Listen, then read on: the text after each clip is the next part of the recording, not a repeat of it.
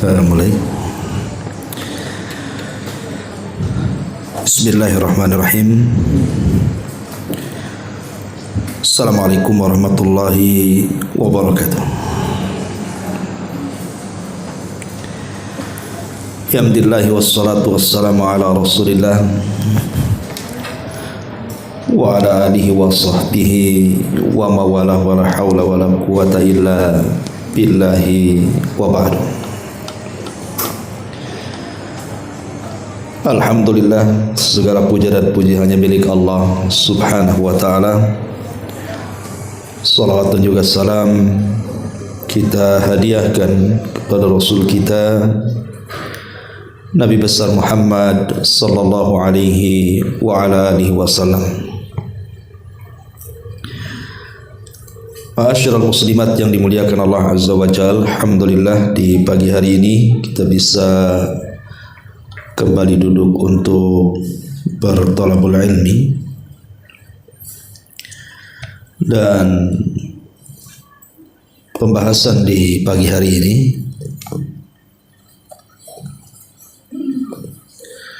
kita akan membahas tema tentang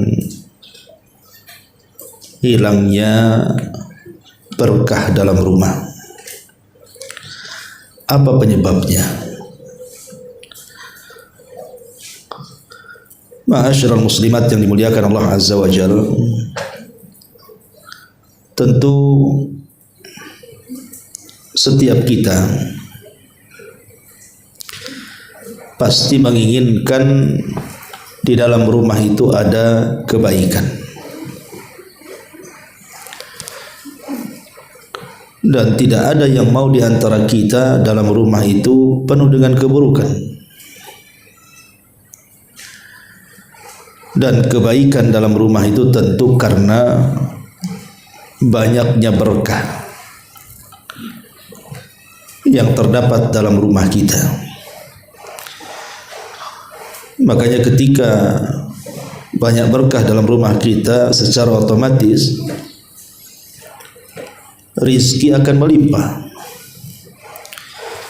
Baik rizki secara harta, rizki secara iman, rizki secara ilmu, pasangan, keturunan, dan begitu seterusnya. Ketika berkah itu muncul di rumah kita, maka semua akan kita dapati. Tetapi sebaliknya, ketika dalam rumah itu tidak ada keberkahan lagi di dalamnya, maka pasti akan banyak terjadi masalah. Suami bertengkar dengan istri, istri bertengkar dengan suami, anak pula bermasalah, ataupun mungkin rumah rusak-rusak gitu ya. Pokoknya tidak ada ketenangan hidup dalam rumah itu jadinya. Lah apa penyebabnya? Inilah yang kita akan bahas di pagi hari ini. Sebab hilangnya berkah di dalam rumah. Ma'asyiral muslimat yang dimuliakan Allah subhanahu wa ta'ala, yang pertama, karena para penghuni rumah itu sudah mulai meninggalkan membaca Al-Quran. Kalau dalam rumah tidak ada yang membaca Al-Quran, atau mulai Al-Quran ditinggalkan, maka Nabi SAW mengatakan, la taj'alu buyutakum maqabir. Janganlah kalian jadikan rumah-rumah kalian seperti kuburan. Kenapa demikian? Inna syaitan yanfiru minal baitil ladhi tuqra'u fihi suratul Baqarati. Karena setan itu akan lari dari rumah yang dibacakan padanya surah Al-Baqarah. Maknanya kalau kita tidak membaca surah Al-Baqarah, berarti di rumah itu banyak setannya tuh. Ya tentu bukan hanya dikhususkan dengan Al-Baqarah setiap hari kita baca. Al-Quran secara umum itu mendatangkan barakah. Makanya Allah Subhanahu wa taala mengatakan di dalam Al-Qur'anul Karim, wa hadza kitabun anzalnahu mubarakun musaddiqul ladzi baina yadayhi. Dan inilah Al-Quran, kata Allah, kami turunkan mubarak, di dalamnya penuh dengan berkah-berkah. Makanya kalau penghuni rumah itu banyak membaca Al-Quran, maka ibu akan rasakan pengaruh berkah Quran itu dalam rumah. Dan itu pernah saya dengar sendiri gitu kan, dari salah satu ikhwan kita. Dia mengatakan, Ustaz, dulu saya jarang baca Quran, tapi setelah sering membaca Quran, minimalnya di pagi hari itu 2 lembar, dia bilang begitu. Masya Allah, katanya, rizki saya diluaskan dan rumah tangga saya disakinahkan. Ya kita tidak heran dia mengatakan seperti itu, karena juga secara dalil dari Al-Quran dan Sunnah memang Quran itu membawa berkah. Ini yang pertama. Yang kedua, tidak menanamkan ketakwaan dan iman. Di dalam Al-Quranul Karim Allah Subhanahu wa taala mengatakan, walau anna ahlal qura amanu wattaqaw la fatahna alaihim barakatim minas sama'i wal ardh.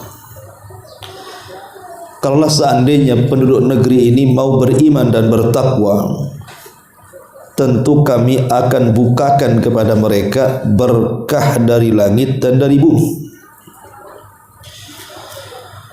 Maknanya kalau seandainya penghuni rumah itu berusaha untuk terus meningkatkan takwa dan imannya, seperti yang dilakukan Nabi SAW kepada keluarganya. Aisyah radhiyallahu anha mengatakan, Rasul itu kalau di sepertiga malam akhir sebelum subuh,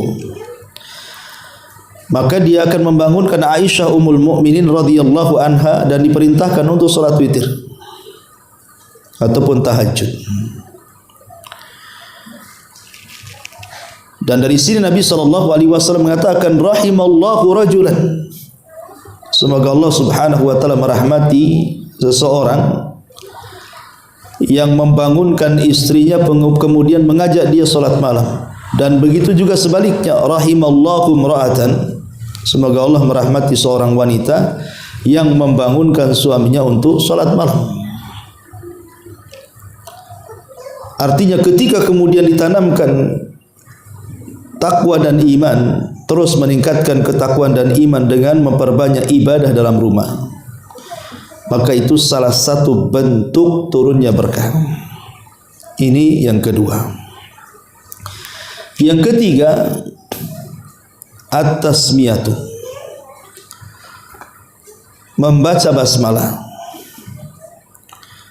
Terkadang ada di antara kita ini yang lupa membaca basmalah, atau sengaja tidak membaca basmalah, atau mungkin memang tidak tahu bahwa dalam basmalah itu ada berkahnya di situ. Kata Nabi SAW, "Idza dakhala ar-rajulu baitahu fadzakara ismallahi ta'ala hina yadkhul wa hina yut'im qala syaitan la mabita lakum wala asya." Kata Nabi SAW, apabila salah seorang di antara kalian masuk rumahnya kemudian menyebut nama Allah. Jadi ibu dari mana?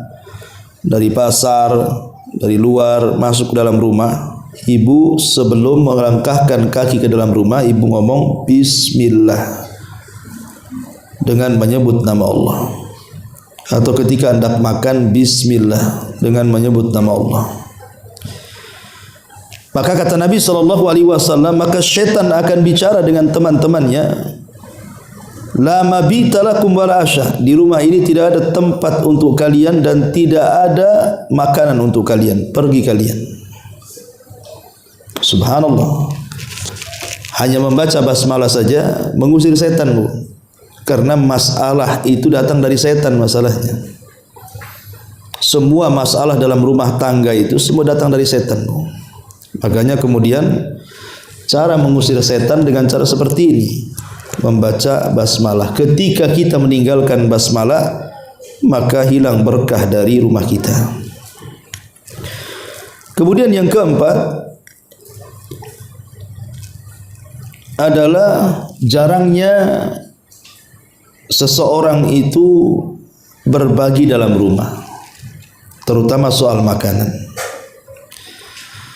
Nabi SAW mengatakan ta'amul itsnaini kafi ats-tsalatsa wa ta'amul tsalatsati kafi al-arba'ah. Makanan 2 orang itu sebenarnya cukup untuk 3 orang dan makanan 3 orang itu cukup untuk 4 orang. Kata para ulama, apabila kita mau berbagi makanan di dalam rumah kita ini, entah dengan tetangga sebelah, entah dengan tamu, entah dengan fakir miskin, anak-anak yatim, kan gitu ya. Maka itulah salah satu yang mengundang berkah. Berbagi makanan. Ini yang nomor 4. Yang nomor 5. Yang nomor 5 hilangnya berkah itu karena makanan yang dimakan oleh orang-orang yang di dalam rumah itu terkadang tidak memperhatikan halal haramnya, main makan saja. Di mana Rasul SAW mengatakan, Innallaha thayyibun la yaqbalu illa thayyibah. Allah itu maha baik, tidak menerima kecuali yang baik-baik. Maka harta yang haram tidak akan diberkahi. Harta haram itu tidak akan diberkahi. Karena selain daripada doa-doanya ditolak oleh Allah Azza wa Jalla, maka tidak ada berkah yang masuk ke dalam rumah itu. Maka perhatikan, jangan memakan yang diharamkan. Entah makanan, entah minuman, entah pakaian, gitu ya. Kalau bisa dibeli dari uang yang dihalalkan. Dan ibu harus tahu pekerjaan suami. Suami ini kerja apa, kan gitu ya. Kalau memang zahirnya halal, makan.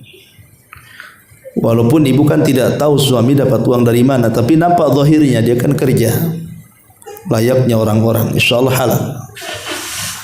Tapi kalau seandainya ibu tahu suami ini bandar narkoba, bandar judi gitu kan, jelas itu kan. Dan tidak ada pekerjaan lain kecuali dari situ, Bu, maka ibu jangan makan dari situ. Ustaz, tak bisa saya cari uang, kan selama ini suami. Kalaupun harus memakan, maka sekedarnya saja.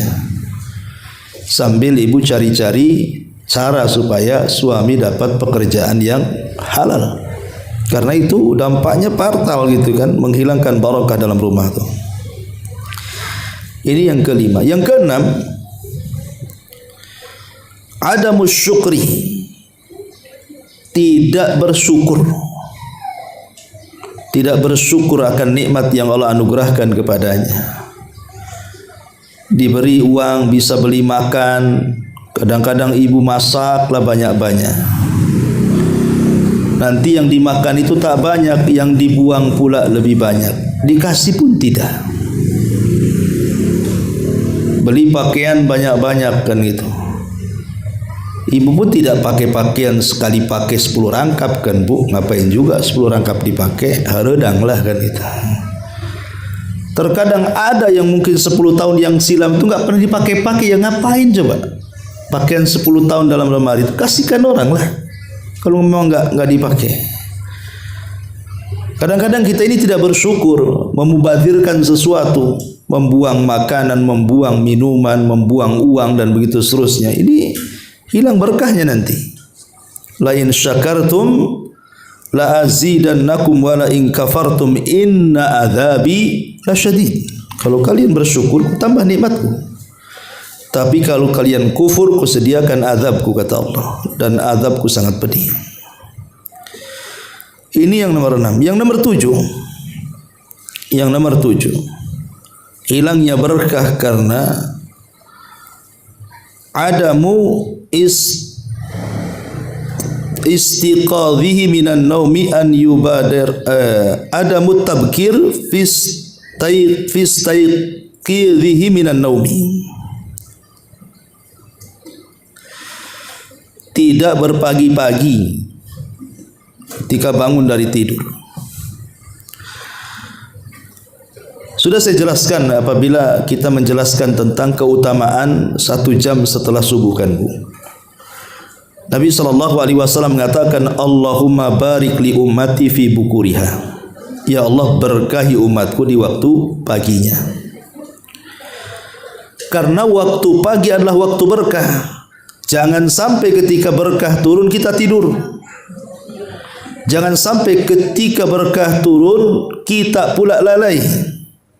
Manfaatkan waktu turunnya berkah itu dengan berzikir, berdoa, baca Quran kan itu kan. Supaya ketika turun berkah itu betul-betul kita dapat berkah.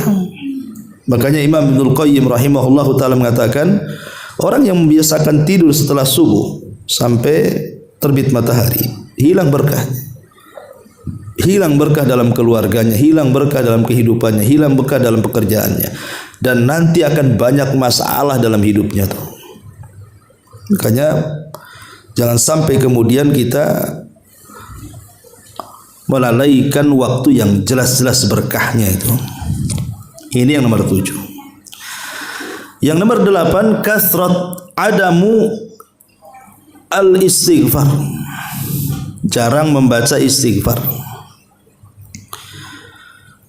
Allah Subhanahu wa taala berfirman, Faqultu astaghfiru rabbakum innahu kana ghafara. Yursilis samaa 'alaikum midrara wa yumdilkum bi amwali wa banin wa yaj'al lakum jannati wa yaj'al lakum anhar. Maka aku katakan, kata Nuh kepada kaumnya, perbanyaklah istighfar kepada Rabb kalian, sebab dengan istighfar itulah Allah akan menurunkan hujan kepada kalian, akan menambah harta kepada kalian, akan menambah keturunan kepada kalian, dan Allah akan jadikan kebun-kebun dan juga sungai-sungai. Lihat bagaimana dahsyatnya istighfar, menjadikan sebab turunnya hujan, menjadikan sebab berlimpahnya kekayaan dan keturunan, dan menjadikan sebab kesuburan. Maka kalau ingin dapat berkah dalam rumah, perbanyak istighfar. Astagfirullah, astagfirullah, astagfirullah. Nah, itu Bu ya. Karena istighfar sendiri artinya adalah kita meminta kepada Allah agar aib kita itu ditutup oleh Allah. Betapa banyak orang-orang yang dibuka aibnya, yang tadinya dihormati Bu, jadi dihinakan. Yang tadinya dimuliakan jadi direndahkan. Yang tadinya orang bicara dengan kita jadi ditinggalkan. Itu kalau aib kita ketahuan tetangga kita. Oh, rupanya si Anu nampaknya saja pakai cadar ya, rupanya lebih dahsyat dosanya dibandingkan yang telanjang katanya. Jadi kan repot Bu ya. Jadi dengan memperbanyak istighfar itu Bu, aib-aib kita dalam rumah kita itu tidak akan ditampakkan oleh Allah. Jadi orang memandang kita itu tetap baik. Kemudian yang kedua, mana istighfar itu kita meminta ampun kepada Allah agar dosa-dosa yang kita lakukan di dunia tidak diadab di akhirat. Jadi istighfar itu sendiri manfaatnya besar, ya kan? Menutup aib kita dan menghapuskan dosa-dosa kita. Lebih daripada itu, dengan memperbanyak istighfar itu akhirnya apa? Allah mudahkan semuanya. Suami kerja Allah mudahkan gitu ya. Pekerjaan ibu Allah mudahkan, anak-anak sekolah Allah mudahkan, hanya memperbanyak astagfirullah itu kan berkah Bu ya. Tapi orang yang jarang istighfar nggak akan dapat perkara-perkara seperti ini. Kemudian yang nomor 9, adamu at-tawakkul wa akhdhi bil asbab. Kurangnya tawakal. Ketika orang kurang tawakal dan kurang mengambil sebab, maka susah akan turun berkah. Ketika kemudian ibu tidak pernah bersandar kecuali kepada selain Allah. Suami juga sama, bersandar kepada pekerjaannya, tidak yakin dengan Allah. Ini bahaya. Ya. Hiduplah sesuai sebagaimana keyakinan kita bahwa rizki kita sudah diatur, usia kita sudah diatur, bahagia kita sudah diatur, celaka kita sudah diatur. Semua sudah diatur. Tinggal pasrahkan aja kepada Allah Azza wa Jalla. Sebab orang yang kurang tawakal biasanya rungsep hidupnya, Bu. Sakit sedikit ngeluh, gaji enggak cukup ngeluh, ada masalah ngeluh, enggak ada bahagianya tuh nanti. Ya. Jadi sandarkan semua kepada Allah Azza wa Jalla, kemudian ambil sebab. Ini di antara poin yang ke-9. Poin yang ke-10. Ityanul ma'asi wal muharramat. Dalam rumah banyak maksiat dan banyak hal-hal yang diharamkan dilakukan. Nabi mengatakan innal abda la yuhramur rizqu bi dzambin yusibu. Kata Nabi SAW, seorang hamba itu akan diharamkan dari rizkinya karena dosa yang dilakukannya. Jadi kalau di dalam rumah itu banyak dosa, banyak yang melakukan dosa dan tidak ditegur, terutama kepala rumah tangganya tidak punya kecemburuan kepada keluarganya, anaknya buka aurat ya biarin saja, nggak sholat ya dibiarin saja, kena pergaulan bebas ya tenang-tenang saja. Ini bahaya kalau dalam rumah seperti ini, maksiat dibiarkan gitu kan. Karena ketika dalam rumah itu dipenuhi dengan maksiat dan keharaman, cabut berkahnya nanti. Nanti banyak masalah di situ. Ini juga yang harus jadi perhatian. Kalau bisa jangan banyak maksiat di dalam rumah. Kemudian yang nomor 11, bakhil wa adamu al-infaq. Bakhil, tidak mau infak, tidak mau sedekah. Padahal setiap hari itu, Bu, malaikat itu datang. Kemudian malaikat itu akan ngomong, Allahumma a'ti mumfikan khalafa wa a'ti mumsikan talafa. Ya Allah, kalau penghuni rumah ini hari ini dia berinfak, tambah rizkinya ya Allah. Ya Allah, kalau hari ini penghuni rumah itu bakhil, tidak mau berinfak, hancurkan saja hartanya ya Allah. Ini yang ngomong malaikat, Bu. Setiap pagi ngomong begitu, Bu. Ya. Makanya kalau bisa setiap pagi itu kita bersedekah. Gimana caranya, Ustaz? Gampang. Ibu tahu celengan, Bu? Tahulah, mana tahu celengan. Beli celengan. Jangan yang gambar ayam jago, Bu. Yang biasa aja, jangan bentuk patung ya. Celengan biasa. Tulisi dalam celengan itu untuk anak yatim ataupun untuk pembangunan masjid, untuk membantu dakwah umpamanya. Terserahlah mau tulis siapa. Ya. Ibu kan bisa setiap hari masukkan, gak usah banyak-banyak lah kan, receh-recehan itu habis belanja itu kan kadang-kadang banyak, Bu. Ada yang 1.000, ada yang 500 perak gitu kan. Masukkan aja tuh. Jadi setiap hari pun berinfak tuh. Nanti kalau 1 bulan sudah penuh, sesuai dengan peruntukannya. Kalau untuk anak yatim, kasihkan anak yatim. Untuk pembangunan masjid, kasihkan untuk pembangunan masjid. Untuk pesantren kan itu. Jangan pula sudah penuh pakai belanja pula sama ibu. Enggak niat itu namanya, ya. Jadi ini juga penting. Biasakan infak karena ini bisa mendatangkan berkah dalam rumah. Ini yang nomor 11. Nomor 12, at-tahawun fi ba'dil a'mali allati tusafu bi annaha syirkun. Bermudah-mudah seseorang itu dengan amalan-amalan yang berbau syirik. Contoh umpamanya sumpah kepada selain Allah, datang ke dukun, percaya jimat. Nah, ini bahaya nih, ya. Karena banyak di masyarakat itu orang yang gak yakin dengan Allah tuh. Makanya ibu kalau suami yang sudah suka-suka dan klinik-klinik itu, nasihati, ya bang, percayalah sama Allah, tidak perlu pakai jimat-jimat nih. Jadi kasih tahu, gak perlu datang ke dukun. Ini bisa membahayakan, berkah dicabut dari rumah nantinya. Ini yang nomor 12. Nomor 13, at-taqa'us an ikhraji mali zakat. Seseorang tidak mau melaksanakan kewajiban hartanya berupa mengeluarkan zakat. Hartanya banyak, mungkin ratusan bahkan miliaran, mungkin sebagian orang itu punya harta, tapi tidak ingat zakat tuh. Jadi setiap tahun kan ada zakat mal yang harus dikeluarkan apabila sudah mencapai nisab dan haul. Karena dengan mengeluarkan zakat itu adalah membersihkan harta, itu mendatangkan berkah tuh. Ketika kemudian harta kita tidak dikeluarkan zakatnya, berarti ada harta kotor di situ. Itulah yang mengundang tidak berkahnya rumah kita. Ini yang ke-13. Yang nomor 14, at-tanasi fadlillahi azza wa jalla. Lupa dengan karunia dan nikmat Allah azza wa jalla. Jangan melupakan nikmat yang sudah Allah anugerahkan kepada kita. Terkadang orang dilupakan ketika sudah kaya. Dulu ibu lagi susah gitu ya kan, masihlah baik sama orang, nyapa sama orang. Kemudian setelah Allah robah kehidupannya jadi kaya, jangan lagi nyapa sama orang.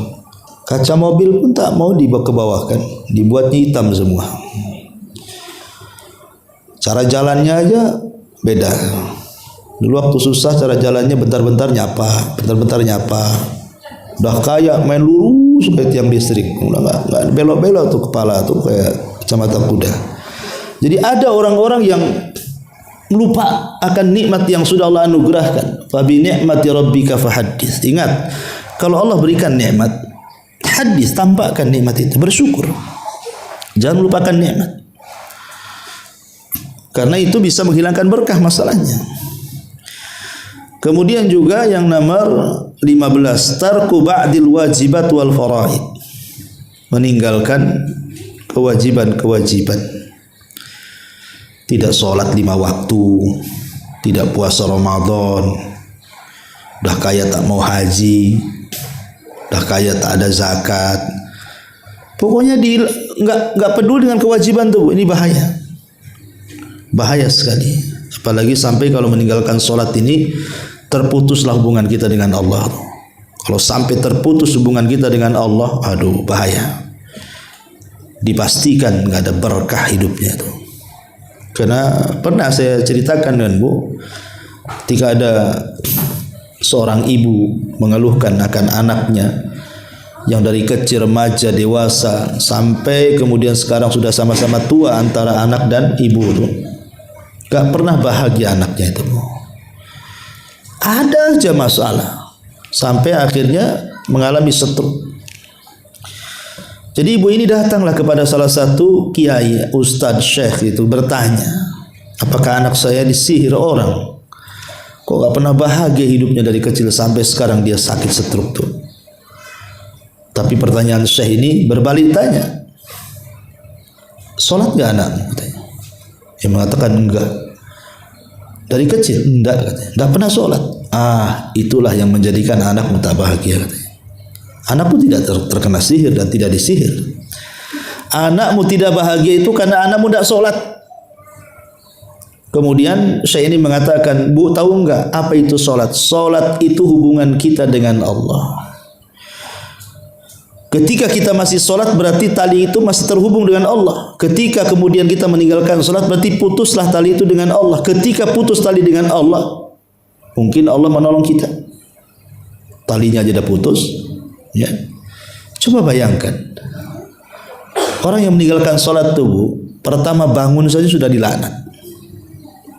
Dia bangun subuh, meninggalkan salat subuh, dilaknat. Kemudian duhur nggak melaksanakan duhur, dilaknat. Kemudian sore nggak melaksanakan asar, dilaknat.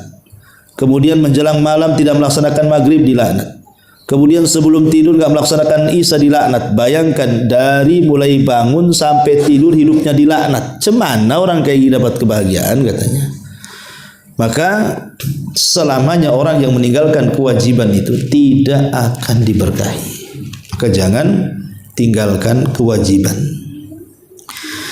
Kemudian yang nomor 16, birrul walidain.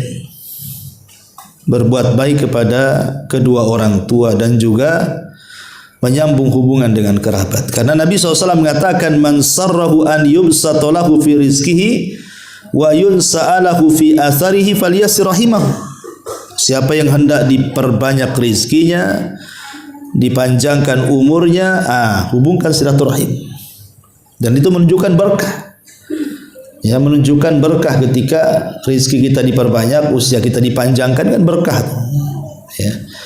Ini yang nomor 16. Yang nomor 17, ad-du'a binailil barakati. Teruslah berdoa. Banyak-banyak berdoa, terutama di waktu-waktu mustajab. Ya Allah, berkahilah hidup saya, suami saya, anak-anak saya, harta saya. Terus begitu berdoa, minta berkah. Karena doa itu silahul mukmin, senjatanya orang yang beriman. Kemudian yang nomor 18, biasakan mengucapkan salam bu kalau masuk rumah tuh. Ustaz, di rumah nggak ada siapa-siapa, apa perlu mengucapkan salam? Perlu. Ibu dari pasar masuk rumah, tahu di rumah kosong nggak ada apa-apa, nggak apa-apa. Assalamualaikum, itu ya. Nggak ada yang jawab, Ustaz, nggak apa-apa. Kalau ada yang jawab masalah nanti. Ya. Ada malaikat kan ada di rumah kita. Mereka yang jawab. Karena assalamualaikum itu, kata Nabi SAW dalam hadis yang sahih, dia mengatakan kepada Anas bin Malik, ya bunai, idza dakhalta ala ahlika fasallim yakun salamuka barakah alaika wa ala ahli baitik. Anakku, kata Rasul kepada Anas, kalau kau masuk rumah, salam ya, karena salammu adalah berkah bagimu dan bagi keluargamu. Lihat bagaimana salam ini mau berkah. Kemudian yang ke-19, husnul khuluq wal birru ma'an nas. Jadi hilangnya berkah adalah adamu husnul khuluqi, tidak baik akhlaknya dan tidak banyak berbuat baik kepada manusia. Karena orang yang tidak baik akhlaknya bu, pasti tidak disukai orang bu. Pokoknya ibu suka mencaci, memaki, melaknat gitu kan, suka nyakiti orang. Pasti orang yang disakiti itu pasti akan mendoakan keburukan kepada ibu kan. Mati aja lah ibu itu. Kenapa? Aduh, sakit aku katanya. Kenapa sakit? Tah omongannya itu katanya. Aku digigit tawon aja masih tahan katanya. Itu omongan dia, seminggu nggak sembuh-sembuh katanya. Repot bu kan. Dilaknat akhirnya sama orang kan. Didoa-doakan mati, didoakan hancur. Semana hidupnya mau berkah coba. Tapi kalau akhlaknya baik bu, masya Allah. Jangankan hidup, mati aja dipuji-puji orang. Sayang ya. Itu orang baik loh. Kenapa? Apa memang orang baik memang cepat mati ya? Nggak ada gitu ibu ya. Ya. Kenapa nggak tetangga sebelah aja tuh yang mati itu? Kenapa? Wah itu pantas untuk mati. Tapi kok tak mati-mati pula katanya. Subhanallah kan. Ya jadi ini penting bu. Akhlak yang baik itu membawa berkah. Kemudian juga yang nomor 20, adamu husni tadbiril waqti wa tanzimi mimma yuaddi ilal barakati fi. Tidak menata waktu. Ibu hidupnya serabutan bahasanya. Kalau ibu bisa menata waktu, ibu, saya harus bangun nih 2:30 saya harus bangun, pasang alarm, bangun. Kemudian nanti selepas subuh saya nggak akan tidur baca Quran. Nanti jam sekian nanti saya sholat duha. Nah, gitu maksudnya menata waktu. Ini kalau orang menata waktu, Bu, berkah hidupnya. Tapi kalau orang serabutan hidupnya, ya waktu itu ya datang pergi ya seolah-olah nggak ada faedah bagi dia. Pada Allah Subhanahu wa taala banyak bersumpah dengan waktu dalam Quran itu. Sebenarnya waktu itu sesuatu yang sangat luar biasa bagi seorang mukmin. Karena lewat saja satu hari tidak bisa dibalikkan. Sementara satu hari yang akan datang belum tentu kita dapat. Yang memungkinkan ya sekarang ini yang kita hadapi. Kira-kira apa yang bisa kita lakukan? Ma'asyiral muslimat yang dimuliakan Allah Azza wa Jalla. Ini yang ke-20. Yang 21. Ziaratil ahli wal asdiqa. Biasakan berziarah, mengunjungi keluarga, kerabat yang dekat-dekat lah kan ya. Karena ini bagian daripada silaturahim, dan tadi keutamaan silaturahim menambah harta dan juga usia. Kemudian yang nomor 22, ta'wid, adamu ta'widil lisan ala kathratil hamdi wa syukri lillahi ala ni'amihi allati la tu'addu wa la tuhsa bil istimrar. Tidak membiasakan lisannya memperbanyak alhamdulillah wa syukru ala ni'matihi, dan syukur kepada nikmat. Jadi kalau bisa, Bu, apapun, Bu, ucapkan alhamdulillah. Sedikit banyak alhamdulillah. Ibu sakit, alhamdulillah. Ibu sehat, alhamdulillah. Ibu susah, alhamdulillah. Ibu senang, alhamdulillah. Ibu seret, alhamdulillah. Ibu lapang, alhamdulillah. Alhamdulillah ala kulli hal. Katakan alhamdulillah. Karena orang yang suka membaca alhamdulillah ini mendatangkan berkah, Bu. Gimana Ustaz, masa sakit alhamdulillah, susah alhamdulillah? Bukan alhamdulillah karena sakitnya, bukan alhamdulillah karena susahnya. Maksudnya alhamdulillah karena sakit itu karena kita memandang orang lain. Alhamdulillah, saya kan baru sakit gigi Ustaz, tetangga ginjal, gitu maksudnya kan. Itu maksudnya mensyukuri nikmat yang masih ada. Alhamdulillah ya suami saya masih bisa bekerja lah walaupun kena PHK. Itu yang sebelah itu udah 5 tahun tak kerja-kerja tuh.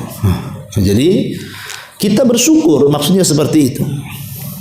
Itu yang dimaksud mengucapkan memperbanyak alhamdulillah itu. Kemudian juga memperbanyak hilangnya berkah itu karena adamul amanati wasidqi, hilangnya amanah dalam keluarga, hilangnya kejujuran dalam keluarga. Ketika suami sudah tidak amanah menjadi kepala rumah tangga, ketika istri sudah tidak amanah menjadi istri, tidak tahu hak dan kewajibannya, ketika kemudian anak-anak yang merupakan titipan juga dibiarkan tidak ada amanah untuk menjaga mereka, mendidik mereka, membesarkan mereka dan begitu seterusnya, atau harta yang dititipkan juga tidak amanah dengan tidak memberikan sedekah, hak sedekahnya, hak zakatnya dan begitu seterusnya, pokoknya tidak amanah. Nah, ini hilang berkahnya.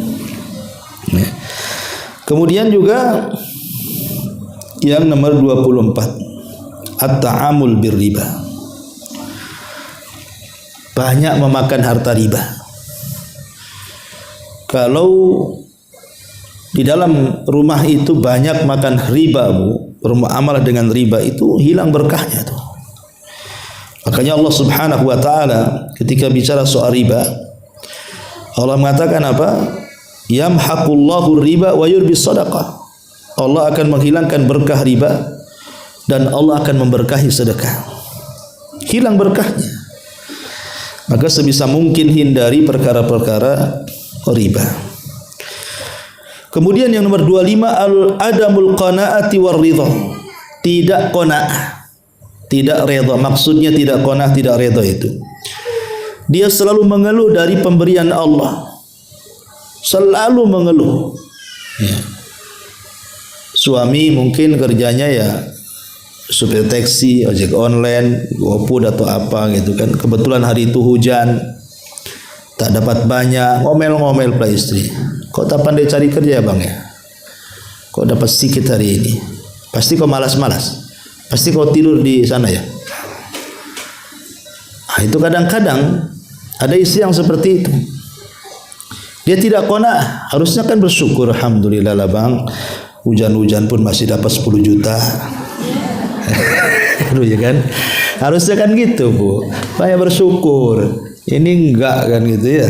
Ya, kalau qanaah itu Bu, insya Allah berkah hidupnya, ditambah nanti. Ya. Dan redha gitu ya. Taib, kemudian yang nomor 26. Adamul qasdi wal israf. Tidak hidup sederhana dan berlebih-lebihan. Ya. Ada orang itu Bu, hidupnya berlebih-lebihan. Kadang-kadang tidak sesuai dengan pendapatan. Makanya kenapa Umar bin Khattab radhiyallahu anhu pernah menegur Jabir bin Abdullah. Jadi Jabir ini ke pasar beli daging. Lewat sama Umar. Kata Umar, kau dari mana Jabir? Dari pasar wahai Amirul Mukminin. Ngapain? Beli daging. Kata Umar, apakah setiap yang kau inginkan kau beli? Apakah setiap yang kau inginkan kau harus beli? Katanya. Jangan seperti itu. Ya. Lah ini ucapan Umar bin Khattab, apakah setiap yang kau inginkan kau beli? Ini sindiran. Harusnya ucapan Umar ini bukan kepada Jabir tapi ke ibu-ibu harusnya.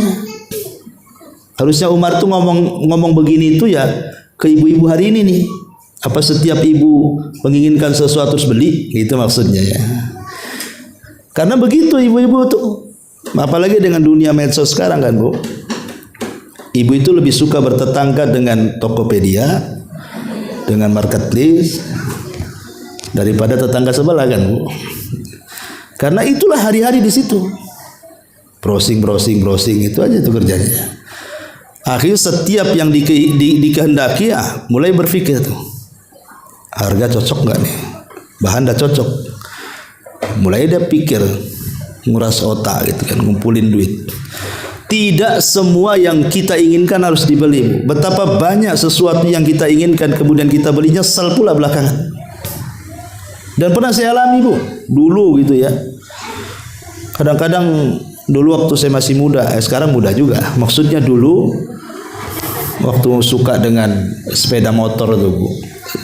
Saya udah ada sepeda motor dulu, suka pakai sepeda motor laki-laki itu GL Pro tuh. Tahu ada motor baru, ya GL Max tuh nggak salah itu. Pada susah lah cari duit itu. Akhirnya terpaksa saya jual tukar tambah. Rupanya masih enak GL Pro, nyesel tuh. Nyeselnya luar biasa waktu itu. Kenapa? Untuk apa saya beli ini? Saya pernah rasakan dulu kayak gitu kan. Jadi betul lah kata Umar bin Khattab itu.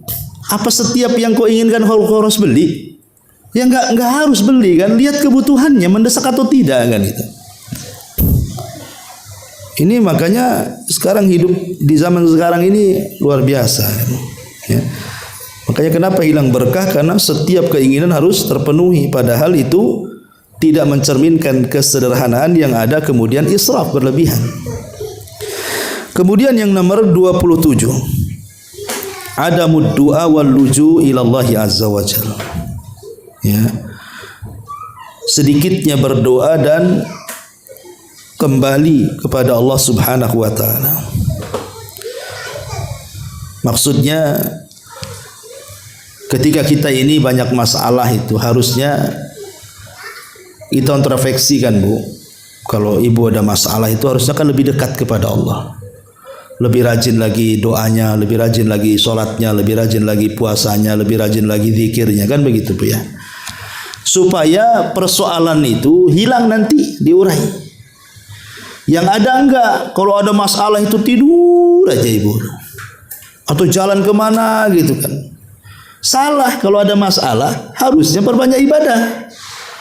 Makanya Nabi SAW satu hari keluar Entah siapa yang melangkahkan kaki Nabi tiba-tiba menuju ke masjid. Di luar jam sholat di waktu duha, nggak ada orang di masjid. Tiba-tiba dalam masjid itu ada seorang sahabat namanya Abu Umamah sedang berdoa dengan khusyunya di hadapan Allah Subhanahu wa taala. Maka Rasul bertanya, Abu Umamah, ini kan bukan waktu sholat, ngapain kau di masjid? Kata Umamah, humumun lazimatni wa duyunun ya Rasulullah. Stres wahai Rasul, banyak utang wahai Rasul. Tapi lihat bagaimana Abu Umamah. Dia tahu dia sedang stres, dia tahu dia banyak hutang. Dia enggak kemana-mana, dia tahu yang bisa menyelesaikan Allah, makanya dia ke masjid. Dia berdoa di situ. Tiba-tiba doanya dikabulkan, digerakkan Rasul yang tidak ada niat ke masjid jadi ke masjid untuk menemui Abu Umamah. Kemudian Nabi SAW mengatakan, ya Abu Umamah, mau enggak ku ajarkan kepadamu beberapa kalimat. Kalau kau baca di pagi hari dan kau baca di sore hari, kupastikan stresmu hilang, hutangmu terlunasi gitu. Kata Abu Umamah, oh senang kali Rasul, ajarkan kalimat-kalimat itu. Maka Rasul sallallahu alaihi wasallam mengajarkan, idza asbahta wa idza amsayta faqul Allahumma inni a'udzubika minal hammi wal hazani wa a'udzubika minal ajzi wal kasali wa a'udzubika minal jubni wal bukhli wa a'udzubika min ghalabatid daini wa qahri rijal.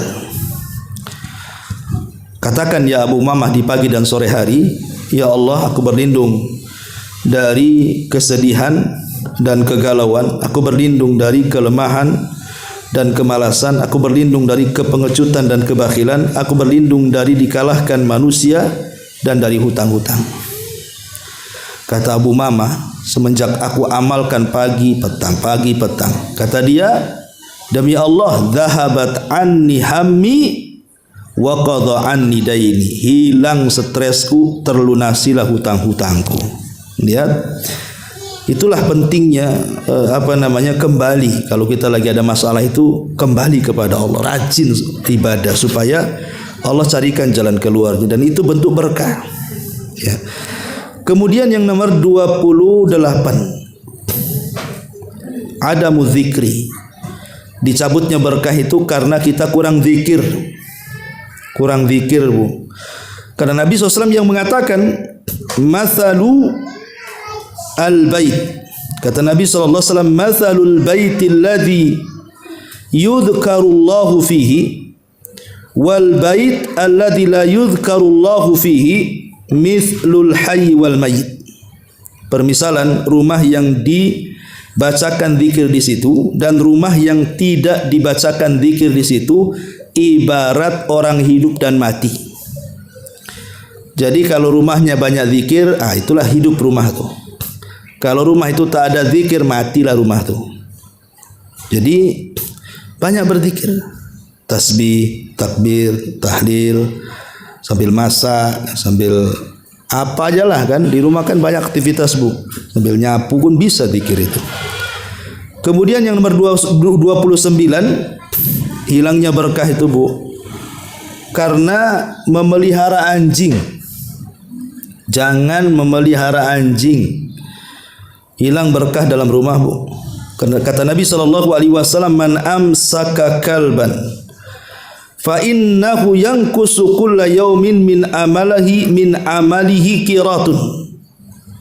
Siapa yang merawat anjing, maka setiap hari dikurangi pahalanya 1 qirat. 1 qirat itu berapa bu? 1 gunung Uhud. Kita aja 1 hari dapat pahala 1 gunung Uhud aja belum tentu dapat. Dikurangi sudah jelas. Jadi ngapain cuma memelihara anjing itu? Lucu Ustaz, ada anjing itu lebih lucu daripada anak saya, katanya. Lah kok bisa pula? Ya. Jadi orang-orang seperti ini nggak ada akal. Ya. Buat apa melihara anjing? Kadang-kadang anjing itu bu, harganya gila-gilaan bu. Kalau anjing yang mahal itu bukan juta-juta, ratusan juta tuh kadang-kadang bu. Perawatannya, pesopnya, macam-macam. Coba bayangkan kalau dikumpulkan bu, sebulan bisa umroh tuh bu, daripada beli anjing tuh. Ya. Kemudian juga yang nomor 30, ta'liqus suwari fil baiti wassanam. Hindari makhluk-makhluk yang bernyawa dalam rumah, itu gambar-gambar. Ya Bu ya, gambar-gambar. Ustaz ini kan foto keluarga, simpan aja lah foto keluarga itu, nggak usah dipajang-pajang. Ya kan bisa ditaruh di album, taruh di lemari, sewaktu-waktu mau nengok kan bisa diambil Bu. Nggak usah dipajang-pajang, kenapa kan itu? Karena itu salah satunya yang menjadikan malaikat rahmat yang membawa berkah itu tidak mau masuk masalahnya. Apalagi ada rumah itu sengaja Bu, di depannya itu dibuat kayak gapura. Dibuat di situ patung harimau, patung macan, patung kuda, patung semua di situ. Kan ada tuh orang yang suka patung tuh, bertengger semua patung-patung di rumahnya. Ini nggak akan malaikat masuk tuh. Ya, itu nanti nggak berkah rumah kita jadinya. Kalaupun harus buat patung Bu, jangan patung binatang. Buatlah patung itu kayak buat pohon kelapa gitu kan. Atau apa gunung-gunung tuh apa kan itu. Jangan binatang. Jangan makhluk yang bernyawa. Karena itu menjadikan malaikat tidak akan turun tuh, nggak berkah jadinya. Lah ini diantara 30 penyebab, banyak lagi sebenarnya, ini yang saya ringkas. 30 penyebab tercabutnya berkah di rumah kita.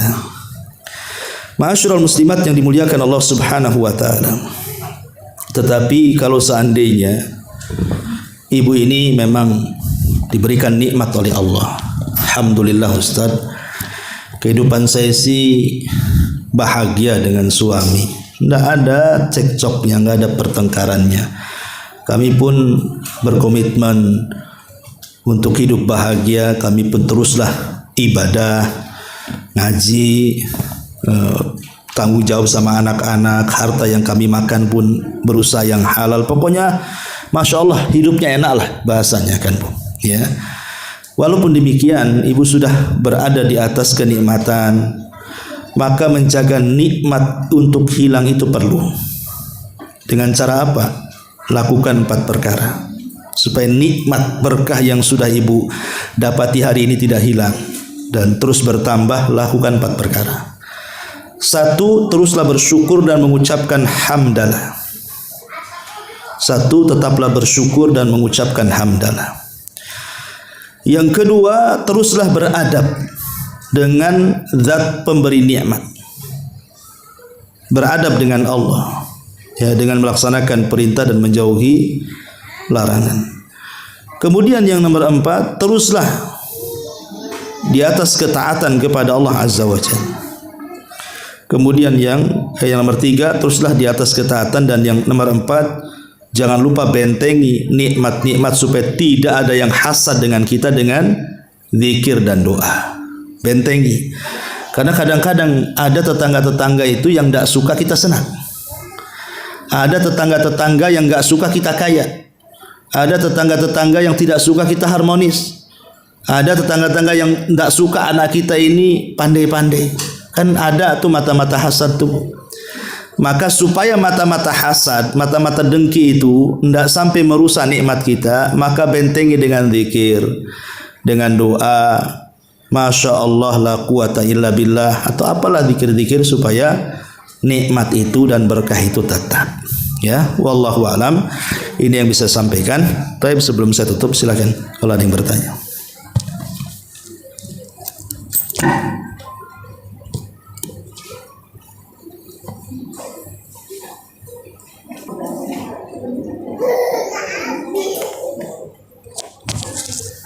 Nggak ada. Waalaikumsalam warahmatullahi wabarakatuh. Ada poin yang tadi kan kita tidak boleh memelihara anjing, karena akan hilang keberkahan dari rumah kita. Bagaimana dengan memelihara kucing, Ustaz? Apakah akan bertambah berkah atau hukumnya ubah? Waalaikumsalam. Apakah memelihara kucing itu bisa membawa berkah? Iya. Bismillah, alhamdulillah. Memelihara kucing tidak ada dalilnya bahwa kalau memelihara kucing itu berkah, tidak.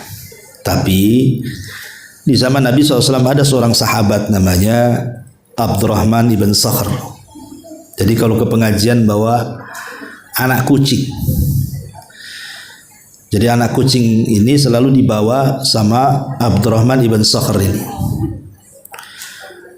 Jadi karena kecintaan Abdurrahman ibn Sakhr kepada anak kucing itu, maka Rasul takjub, ya, sehingga akhirnya memberi nama Abdurrahman bin Sakhr dengan sebutan Abu Hurairah. Abu Hurairah. Hurairah itu kucing kecil. Kalau kucing garong Hirah. Jadi dia suka bawa anak kucing gitu ya. Intinya bahwa kucing itu, ya, kata Rasulullah SAW, fa innaha minat tawafina alaikum. Dia adalah binatang yang suka tawaf di sekitar kalian. Binatang yang jinak, kadang-kadang ngelendot kepada kita. Makanya air liurnya tidak dinajiskan. Ya, suci air liurnya. Tidak seperti anjing gitu ya kan. Karena dia selalu ngelendot gitu dekat dengan kita, kadang ya jinak dengan manusia. Tetapi tidak ada hadis kalau melihara kucing itu dapat berkah, tidak ada. Ya biarkan aja lah kucing itu liar di luar. Kalau memang ibu mau ngasih makan, kasihlah makan kucing, anak kucing di situ. Karena begini Bu, terkadang ada juga yang berlebihan gitu kan. Ada orang yang merawat kucing, terkadang kucingnya karena bukan kucing biasa, kucing entah Persia, entah Anggora, entah apa yang mahal-mahal itu kan Bu. Itu kan perawatannya ngeri Bu. Perawatannya ngeri kan begitu ya. Kadang-kadang kalau dia kemudian berlebihan merawat kucing sampai mengeluarkan biaya yang banyak, tapi tidak diimbangi dengan sedekah kepada fakir miskin Bu, ini kan salah juga. Bagus tidak memelihara kucing hanya untuk merawat kucingnya saja. Kapan dia sedekahnya? Sedekah sama kucing? Kucing ini bisa hidup di luar Bu. Tapi fakir miskin ini kan mereka terkadang ada yang tidak bisa mencari nafkah. Nah, kecuali kalau memang dia ya uangnya lebih, ya dia satu sisi bisa sedekah, bisa haji, bisa umroh, bisa apa, sisi lain juga ya ingin punya kegemaran merawat kucing, tapi jangan berlebihan. Jangan berlebihan ya merawat kucing itu. Karena sesuatu yang berlebihan juga tidak bagus. Apalagi kalau seandainya kita tahu bahwa ada sebagian kucing itu kadang berak sembarang tempat gitu kan, ini mengganggu. Maka ini juga harus jadi perhatian. Ya boleh, tidak ada larangan kita merawat kucing, tidak ada larangan, tapi sekali lagi jangan berlebihan. Dan tidak ada hadis merawat kucing itu akan membawa keberkahan, tidak ada. Ya, wallahu alam. Karena banyak khurafat. Dulu saya masih kecil tuh, kalau ada bulan sabit Bu, ada bulan sabit, saya masih ingat tuh waktu kecil-kecil saya dulu itu di kampung. Jadi kalau lihat bulan sabit itu kemudian ada bintik-bintik di bulan itu, itu ada kucing Nabi di situ katanya. Ya, itu ada kucingnya Nabi di sana. Mana ada kucing Nabi di bulan, matilah di bulan kucing. Jadi itu saya kecil-kecil tuh di kampung ada keyakinan seperti itu. Dan juga terkadang dijadikan khurafat kalau orang nabrak kucing di jalan nih Bu, nabrak kucing Bu. Itu kalau kucingnya nggak diambil, nggak dimandiin, nggak dikafani, nggak disolatin, itu nanti dia ditabrak orang katanya kan. Lah ini khurafat Bu, karena sudah mengakar Bu. Kadang-kadang kalau habis nabrak kucing was-was, akhirnya betul-betul kecelakaan gitu ya kan. Karena was-was itu khurafat. Nabrak kucing itu sama dengan nabrak ayam. Ibu nabrak ayam, nabrak kucing, nabrak tikus, sama aja. Nggak ada nabrak kucing begini, karena kan tidak sengaja gitu ya. Lain kalau nampak ada kucing, ibu udah ngeker nih, saya tabrak kan. Itu dolim sama binatang ya. Tapi kan ini nggak sengaja. Itu kepikirannya tuh seminggu tuh Bu, kayak nabrak anak orang aja tuh. Ini khurafat yang seperti ya kalau nabrak kucing sudahlah, kalaupun mau dikuburkan ya ambil dikuburkan gitu, supaya bangkainya tidak bau gitu saja. Jangan ada keyakinan lain-lain. Ya, nggak ada keyakinan lain-lain itu. Ya, wallahu a'lam. Iya. Dua-duanya dibolehkan. Kalau kita mengucapkan assalamualaikum masuk rumah maksudnya kan? Ya masuk rumah kosong. Ya bisa assalamualaikum, bisa juga seperti salam ketika sholat kan itu ya. Ya wala ibadillahis salihin maksudnya kan mengucapkan salam kepada saudara-saudara kita dari kalangan jin yang soleh yang ada di situ. Ya nggak ada masalah. Ya boleh dua-duanya. Terus Ustaz, Iya. masuk rumah yang kosong itu apakah kan kita kadang mengatakan sekolah yang kosong sementara atau kosong yang benar-benar nggak ada orang kita masuk di situ apa sama atau tidak sama? Umum, baik kosong sementara atau kosong lama sama aja. Jangankan rumah kosong Bu, rumah isi saja. Ibu kelebihan kamar Bu, kamar itu dihuni jin, ya kan? Ibu nih buat rumah, buat 5 kamar, yang dihuni cuma 2 tuh, yang 3-nya nggak dihuni itu jadi tempat jin tuh.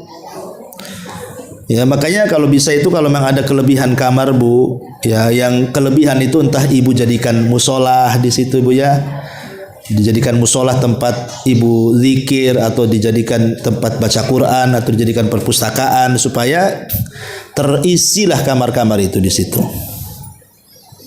Dan kalau memang rumah itu kosong sudah lama sekali Bu, bukan yang mengucapkan salam, tapi itu ibu baca-baca yang lainnya juga seperti a'udzu bikalimatillahi tammati min syarri ma khalaq. Gitu kan kita tidak tahu karena kalau sudah rumahnya kosong lama itu mungkin jadi rumah hantu jadinya kan.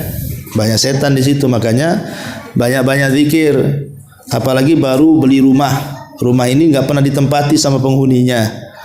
Rumah baru kan gitu ya. Maka ibu pertama masuk ya baca basmalah, mengucapkan salam, kemudian baca zikir a'udzu bikalimatillahi tammati min syarri ma khalaq, kemudian baca surah Al-Baqarah. Ya, supaya setan-setannya pergi dari situ. Kalau rumah baru ibu baru pindah atau beli ya supaya jangan diganggu setan yang ada di situ. Wallahu a'lam. Wa iyyak. Ya, sampai di sini subhanaka bihamdika asyhadu an la ilaha illa anta astaghfiruka wa atubu ilaik. Allahu ta'ala.